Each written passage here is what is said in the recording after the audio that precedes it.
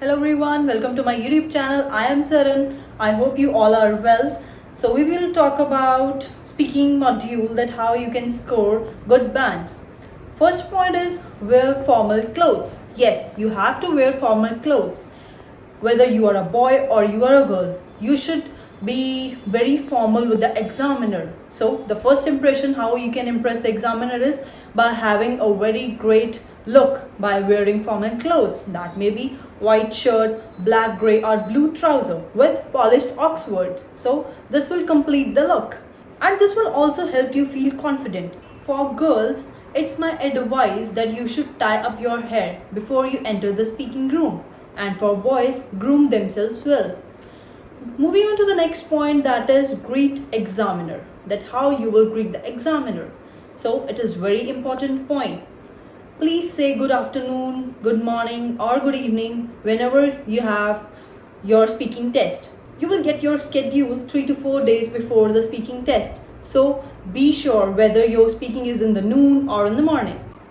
The third point you must keep in mind is have a pleasant tone. This is very important tip. You should not be too low, your voice should not be too high. That looks dramatic. So you have to be polite with the examiner, that good morning, that you should talk normally with the examiner as you talk in your native language. Next point is have a smile on your face.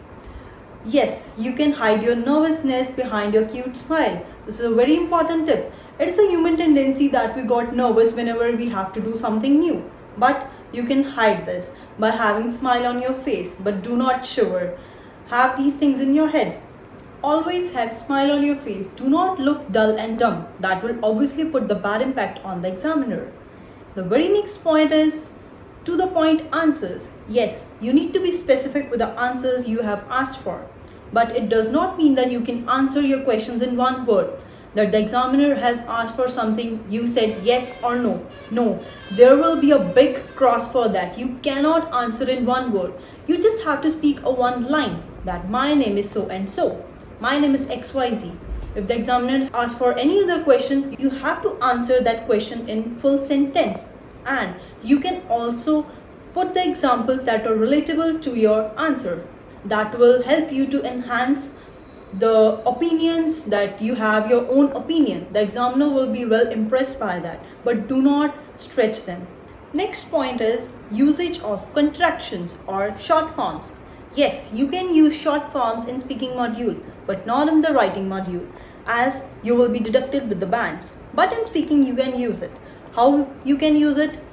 For example, if you have to say I am Saran, instead of saying that you can say I am Saran. So A will be removed, I am. Do not stress the words, as it will be depicted that you are having a strong command on the English language and your pronunciation is at the higher level. So this will help you out in scoring high bands. The next point is be natural and confident. While delivering answers, you should be natural. You should not give false statements that you don't know about. For example, if you have said something, probably the questions are interlinked, especially in the discussion part. So if you will give false statements and there is a question next and you don't know about that, then what will happen? You will obviously contradict your points. So this is a basic thing you need to understand, that you do not have to contradict your answers while in the discussion, or it may be any section. So please keep these things in mind, and you should be confident enough that what I have said is right. You should not have a question mark on your face. You should not look dull and dumb. The next point is be friendly with the examiner. Yes, you must feel comfortable with the examiner while giving answers, while interacting with him. But it does not mean that you can get over friendly with the examiner. Yes, you should not cross the thin line between the friendly and the over friendly behavior. Yes, you must mind it. You should be confident. You should be able to convince the examiner, but do not get over friendly. Do not question examiner.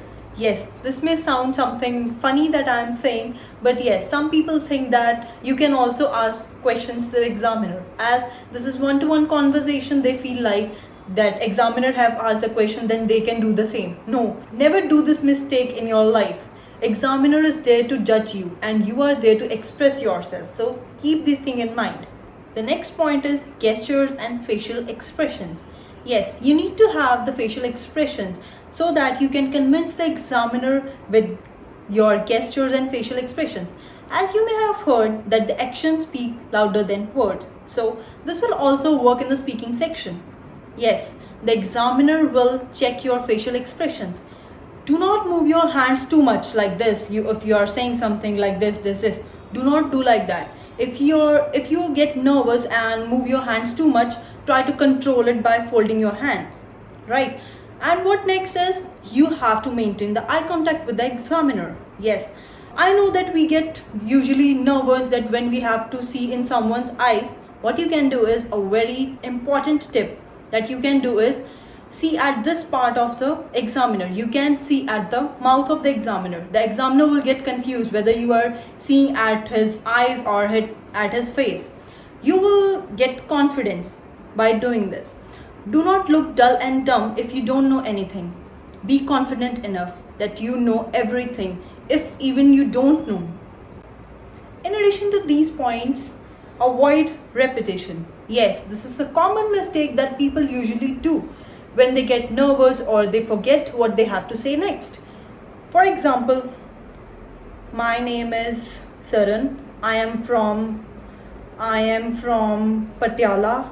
So don't do this. Do not repeat the words if you forget something. So practice it before you go for the examination. The last point is, do not interrupt the examiner. Yes, let the examiner complete first. Take a pause of 1 or 2 seconds and then start talking. Yes, this is the basic tip. You must have manners in your daily life as well. You should apply these tricks in your daily life as well. Examiner can interrupt you, but you simply cannot. So this is all about today's video. I hope you like the tips that I have given to you and you will focus on that. Wish you luck for your speaking test. Thank you very much.